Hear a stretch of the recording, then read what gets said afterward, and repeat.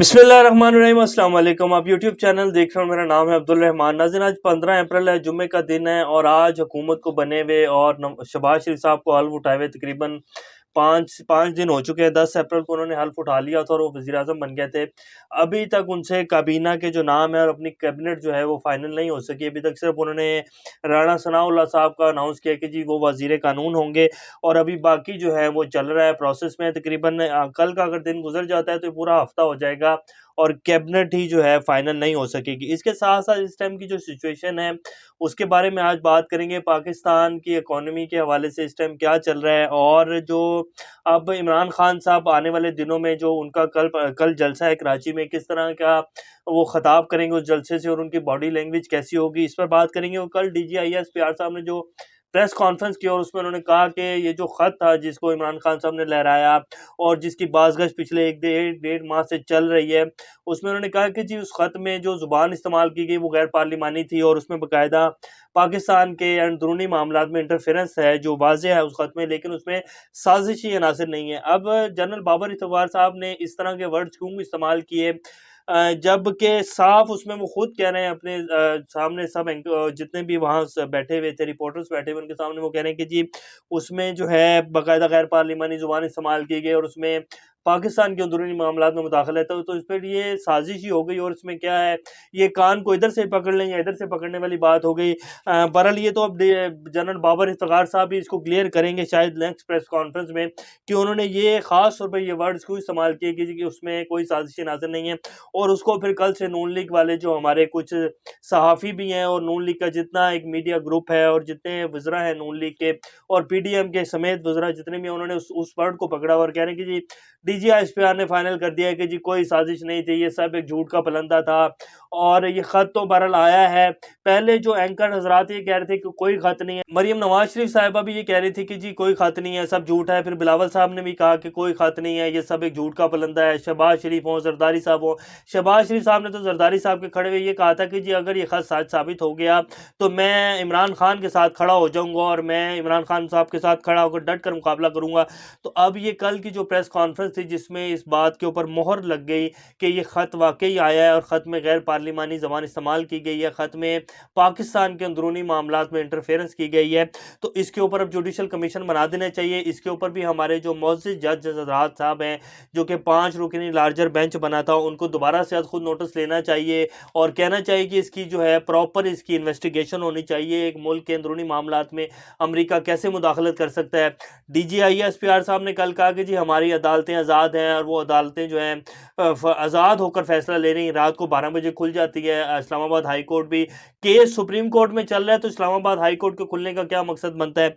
बहरहाल ये जवाब तो जो है, बहरहाल कल की जो प्रेस कॉन्फ्रेंस थी DGIS PR साहब की, उनसे बहुत ज़्यादा सवालात खड़े हुए हैं और उनको उस प्रेस कॉन्फ्रेंस में जो बातें कुछ हुई और जिस तरह के जवाबात उन्होंने दिए, ये मेरे उसके मुताबिक नहीं होना चाहिए था। ऐसा खामोश रहना चाहिए था फ़ौज को, क्योंकि इमरान खान साहब ने भी अभी तक कोई भी खुलकर ना तो स्ट्रेट फॉरवर्ड इल्ज़ाम फ़ौज के ऊपर लगाया है, ना एस्टेब्लिशमेंट के ऊपर उन्होंने कहा कि ये सब कुछ एस्टेब्लिशमेंट ने करवाया। उन्होंने तो सिंपल सा क्वेश्चन किया अदालतों से कि मेरी मोअज़्ज़िज़ जो अदालतें उन्हें बताना चाहिए कि रात को 12 बजे मैंने कौन सा ऐसा जुर्म किया था जिसके ऊपर अदालतें लगा दी गई और दोबारा से एक हत्या की इज़्ज़त की जो है वो कोशिश की जा रही थी कि जी अगर 12 बजे तक वोटिंग नहीं होती तो ये इसके ऊपर जो हमारा फैसला है उसके ऊपर हुकूमत के ऊपर हत्या की इज़्ज़त लग जाएगी और उनके ऊपर तौहीन अदालत लग सकती है। तो क्यों ऐसा किया गया, कौन सा ऐसा बड़ा जुर्म था जो ये सब कुछ किया गया। इसके साथ साथ आज हम पाकिस्तान के जो शहबाज शरीफ नए वज़ीर-ए-आज़म बने उन्होंने जो इक़दामात किए उसके बारे में बात करेंगे। इस वीडियो में अहम डिस्कशन चलती रहेगी।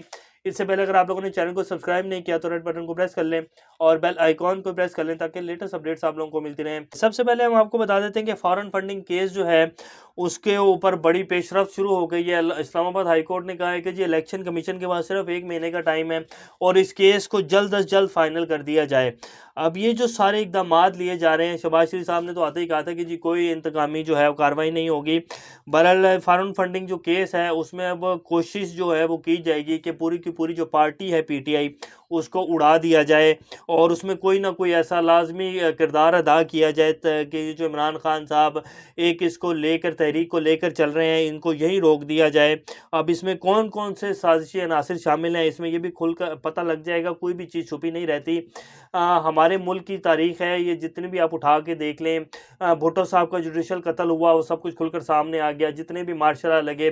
आज फ़ौज, हमारी जो फ़ौज है वो परवेज़ मुशर्रफ साहब के मार्शल लॉ को खुद कहती है कि ये गलत हुआ है और फ़ौज में बहुत सी गलतियाँ हुई हैं। ये कल DGI SPR साहब ने बोला है, उन्होंने एक्सेप्ट किया इस चीज़ को कि जी पिछले आप 3.5-4 साल हुए हैं, फ़ौज बिल्कुल कोई किरदार अदा नहीं कर रही, ये जितने भी मामलात हैं, वरना फ़ौज ने पहले बहुत कुछ किया है। ये कल बाबर इफ्तिखार साहब ने इसको तस्लीम किया है इस बात को।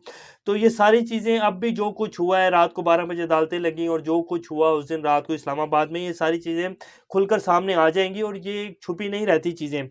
तो बहरहाल ये इस टाइम जो सिचुएशन चल रही है वो आपको बता देते हैं कि लंगर खाने जो है वो बंद कर दिए गए हैं। शहबाज शरीफ साहब ने कहा कि गरीबों का जो पेट है ना, उसको तो बिल्कुल नहीं हमने पलने देना और गरीबों के लिए जितने भी काम किए थे इमरान खान साहब ने, उनको तो फिल फौर जो है बंद कर दिया जाए।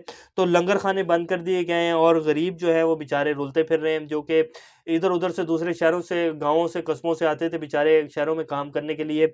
उनको रोटी और खाना मिल जाता था, रात को सोने की जगह भी मिल जाती थी। तो ये एक जो नेक काम किया जा रहा था पाकिस्तान में, पाकिस्तान के ख़ज़ाने से, उसको जो है फ़ौरन रोक दिया गया। उन्होंने कहा जी ये काम नहीं कर सकते हम। इसके बाद बिजली जो है उसको ₹5 फ़ी यूनिट महँगा कर दिया गया है। पहले यही हुकूमत जो है, शहबाज शरीफ साहब 2 महीने पहले, 3 महीने पहले उनका ट्वीट था कि जी ओहो हो! कैसे बिजली के रेट बढ़ा दिए हैं हुकूमत, इमरान खान ज़ुल्म कर रहा है इस मुल्क के ऊपर। फिर जो है बिजली ₹5 महँगी कर दी है और ₹9 जो है वो चीनी फ़ी किलो महँगी कर दी गई है। और आप पिछले 4, 5, 6 महीने उठा के देख लें तो जितनी भी तनकीद और जो PDM का बयानिया था, महँगाई कर दी है, अवाम को जो है, अवाम का जीना मुश्किल कर दिया है। दूध जो है वो नहीं मिल रहा। हमज़ा शहबाज शरीफ साहब की एक ही बात होती थी कि लोगों के बच्चों के मुँह से जो है वो फीडर छीन लिए गए हैं, तो उनकी भी उँगलियाँ दिखा-दिखा के खैर वो बात करते थे। तो अब उनसे पूछा जाना चाहिए कि सर ये इतनी महँगाई क्यों कर किए जा रहे हैं आप लोग? ₹5 बिजली महँगी कर दी है, ₹9 चीनी महँगी कर दी है। तो ये कुछ इक़दामात हैं जो आते लिए हैं, बहरहाल शहबाज शरीफ साहब बहुत परेशान हैं। वो हुकूमत में आकर और वज़ीर-ए-आज़म बनकर जो उनकी बॉडी लैंग्वेज है, वो बिल्कुल साफ़ नज़र आ रहा है कि वो बहुत ज़्यादा परेशान है और वो बिल्कुल भी खुश नहीं है वज़ीर-ए-आज़म बनकर। और इसके साथ-साथ नून लीग और पीपल्स पार्टी में इलेक्शन इत्तेहाद हो गया है।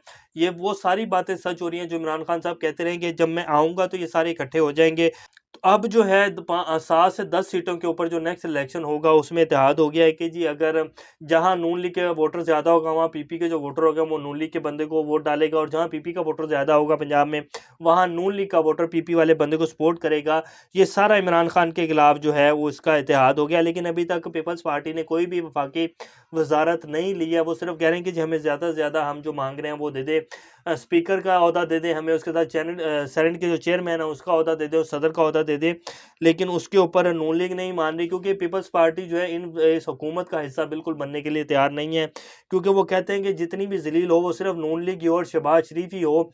आप देखें कि जितना इस टाइम तोपों का रुख है पूरे पाकिस्तान में, अवाम का हो या जिसका भी हो, किया तो इन सब जमातों ने मिलकर है, जिसमें मौलाना फजल रहमान, ये 9-10 जमातें सारी मिलकर, इन सब ने ये हुकूमत गिराई, इमरान खान साहब को गिराया। लेकिन इस टाइम जितना भी जो है वो तनकीद जो है वो सिर्फ शहबाज शरीफ साहब के ऊपर हो रही है, क्योंकि वो वज़ीर-ए-आज़म है और नून लीग के ऊपर हो रही है। और इसीलिए ना MQM में भी वज़ारतें लेना चाह रही है और ना ही पीपल्स पार्टी लेना चाह रही है, क्योंकि इन्हें पता है कि ये हुकूमत 3-4 महीने या मैक्सिमम 5 महीने से ज़्यादा नहीं चल पाएगी और मुल्क को इलेक्शन की तरफ जाना पड़ेगा।